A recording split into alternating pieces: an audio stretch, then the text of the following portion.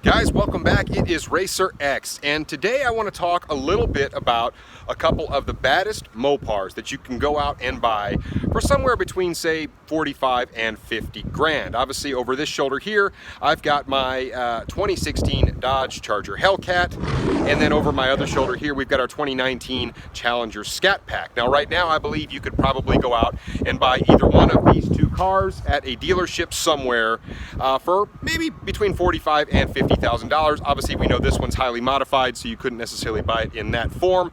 But hey guys, I want to talk about some of the pros and the cons of both of these cars. If you're out there thinking about maybe one or the other, or trying to make a decision on what really is best, maybe some of this information will be helpful to you. Also, if you are new to the channel, please make sure you slap the subscribe button down here at the bottom. And hey guys, let's do it.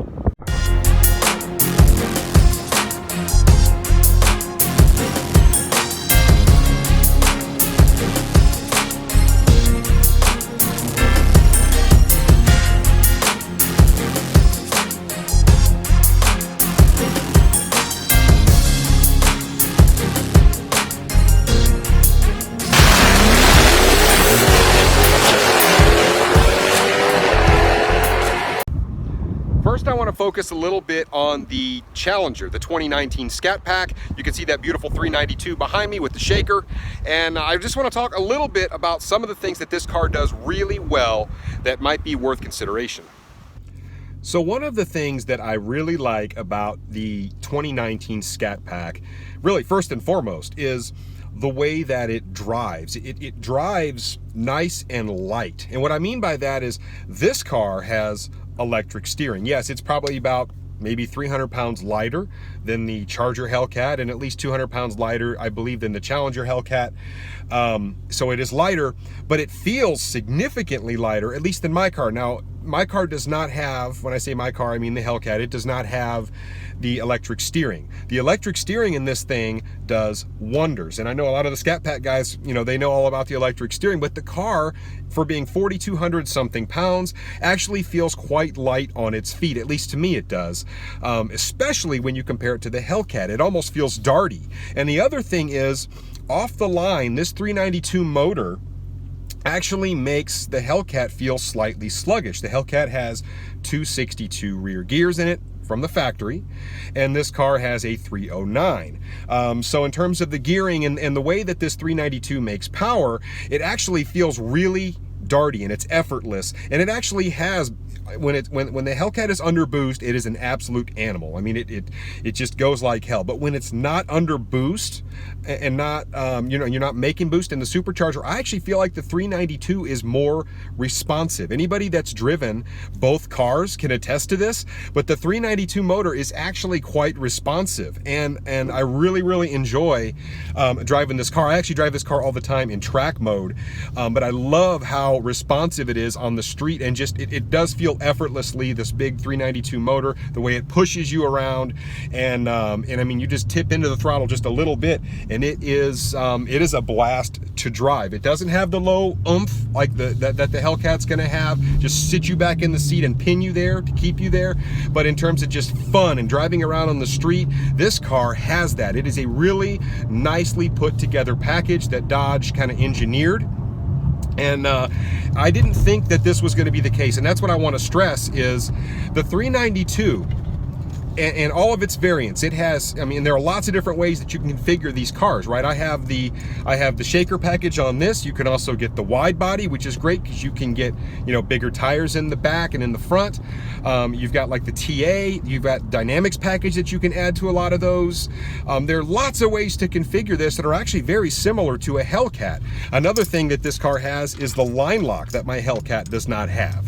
So, you know, when I'm at the track, we can utilize the line lock feature on this where the Hellcat does not have that. And in terms of just being an overall fun car and a car that's comfortable, I mean, has all the same features and really amenities that my Hellcat has.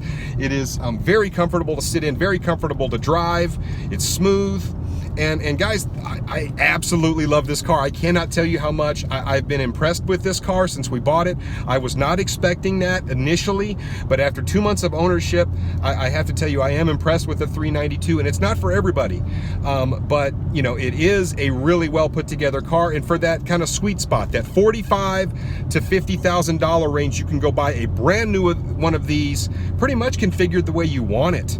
Now I know they may sticker for more, but I mean, you know, you get your dealer discounts and all that stuff wrapped into it. 45 to 50, you can get one of these nicely equipped, and a used one, maybe a couple years old, can easily be had in the 30s, and that is a lot of car for that amount of money. So you can really just look at the tip-in response of this thing, and it really, it just snaps and goes. It is almost instantaneous, the way that this thing makes power, and that is in stock format. This car has not been modified. This thing is just an absolute joy to drive. It really is. It handles itself really well, and even around the corners, as heavy as it is, you just don't feel it. It feels just really well poised around town, on the street, and coming out of a corner, a little tire spin and you're off. It's a lot of fun. Next, I want to move on to the Hellcat. And guys, for the purposes of this video, we're talking about Hellcats, probably a 2015 or a 2016, a used car. Obviously, these cars would have stickered somewhere, whether it's a Challenger or a Charger, probably anywhere from the high 60s to the mid 70 range. But of course, now that these cars have been out for several years, you can pick these up on lots. I've seen them as low as, say, you know, 45 up to about 50 in really good condition with good miles. So let's talk a little bit about this monster. So now aboard the Charger Hellcat. Obviously, we know that the Charger has a little bit different sort of stance and feel inside. It's somewhat similar, but obviously it's a bigger car, feels a little different. But the first thing when comparing it to the 2019 Scatpack is the weight of the steering, and this one is significantly more. Obviously, it does not have the electric steering like the 2019 Scatpack does, but I mean, it's manageable, but it's different going from one car to the other, because this car is significantly heavier when it comes to steering feel. Also, the car in general does feel a little, it is heavier. It does feel a little bit heavier when you're driving it, one, because of the steering, and obviously you're 300 pounds heavier, and the fact that the gearing is different. Now, my car is a little bit different animal, because anybody that follows my channel knows this car makes 1,000 horsepower. It's highly modified. I say highly modified, but it's still stock blower, but it's modified. I mean, it makes a lot of power. It also runs a 309 gear, exactly what is in the Scatpack. So it's a little bit unfair to compare this car in terms of acceleration, at least initially, to that. But I will say, in terms of just effortless acceleration, the Scatpack still seems to me, it's just a spirited little car, and it's just fun to drive. This one, you kind of lean into it and it kind of decides what it wants to do. It kind of takes a second. And even though it still pushes quite nicely, maybe not quite as much as a Scatpack, but everything changes as soon as you get into the throttle. So once I actually blip it a little bit, basically carnage ensues, and the car pours an absolute butt ton of power to the ground, and it is insane the amount of power that this thing makes. Matter of fact, I'm coming around a bend right now, and I'd like to. Good Lord. It is a completely different feel in terms of the way the car just gets down. This car gets to business. And like I said, this one is modified, but even in stock form Hellcats, when you really, you know, hit down on the throttle and the car starts to accelerate, you can feel it just sit back in your seat, and it's a different level of acceleration. But I don't want to take anything away from the 392, because that car is still a really fast car. So, you know, they're just different in the way they make the power. This one, you got to dig in a little more, but once it hit, it goes. And then, of course, the Scatpack, it's all just bam, it's right there. It may not have quite the top end, but in terms of just fun to drive on the street, man, it's a blast.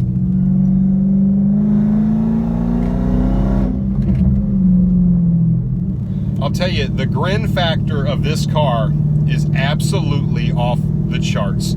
Every time I drive it, I've owned this car for 3 years now, it makes me grin ear to ear, just because of the way that it just makes you almost like a school like a school kid. I mean, it has just a stupid amount of power, and it feels like it's never going to end. And that's what makes the Hellcat such a neat platform. The other thing I want to talk about is the fact that the motor of this car. I will say that the motor obviously has a advantage over the Scatpack. You're talking about a motor with more built-up components. So this car actually runs between 19 and 20 pounds of boost in good air. If I was to say throw a Maggie or a Whipple or something on a Scatpack, to be perfectly honest with you, I would not feel comfortable taking that over about 7 pounds. Based upon what I know with the 392 internals, I feel like that's kind of the sweet spot for that. Some people say, oh, I make 12 pounds on my stock, stock bottom. I wouldn't feel comfortable turning up the wick that hard because of the way that motor is engineered. Still a really well-made, naturally aspirated motor. But I will say, the big thing with the Hellcat, guys, is that the motor is easily modifiable, and you get a lot. Because of the supercharger, you can throw a pulley, which is a relatively inexpensive mod on the car. It's going to make way more boost, and for very, I would say for minimal amount of money, you're going to make a lot of horsepower. You compare that to what, say, the 392. If you're going to make big horsepower, you're going to have to most likely put forged internals in that motor or do a race motor, and then probably add some sort of a power adder over the top. Now, you can do something like a cam. You're still not going to outrun a Hellcat, but at the same time, a cam makes those cars a lot of fun. The drawback is with Hemis, you actually have to pull the heads on the car, on the motor, in order to get the cam in. So it's an expensive proposition to gain, I don't know, for all intents and purposes, we'll say 35 to 40 horsepower with the cam, with the right tune. With a Hellcat, you can literally just throw some extra boost on it with some pulleys and some fuel, and you might make 200 more horsepower or 250 more horsepower or more. It's just the Hellcat motor is what it is. It's just a really neat platform. If you like making power, the Hellcat is an absolute ton of fun, but very different. It never gets old looking at these two cars. Well, here's the gist of it, guys. You can't go wrong with either one of these two beautiful cars. Absolutely love both of them for what they can do.